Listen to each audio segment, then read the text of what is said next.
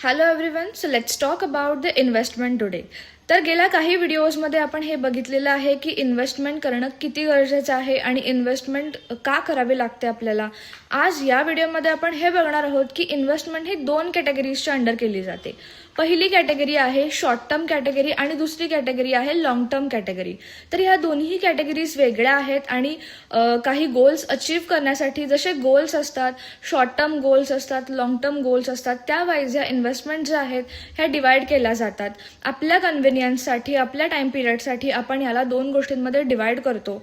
पहिली जी गोष्ट आहे ती आहे short term investment. Short term investment कशासाठी केली जाते, तर एखादी ट्रिप प्लॅनिंग करण्यासाठी. एखादी इंटरनॅशनल ट्रिप आपल्याला प्लॅन करायची आहे तर आपण 1 ते 2 वर्षांसाठी SIP करू शकतो मंथली बेसिसवरती आणि एक रक्कम जी आहे ही सेव्ह करू शकतो आणि आफ्टर 2 इयर्स आपण ते पैसे घेऊन आपली ट्रिप जी आहे ही प्लॅन करू शकतो.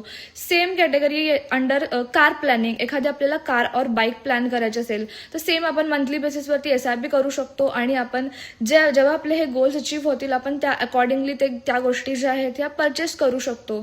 त्यानंतर सेकंड कॅटेगरी जी आहे ती आहे long term category.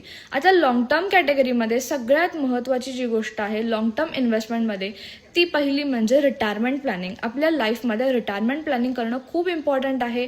Future planning करणं खूप इम्पॉर्टंट आहे. या दोन्ही गोष्टीसाठी लॉंग टर्म इन्व्हेस्टमेंट आपण करतो.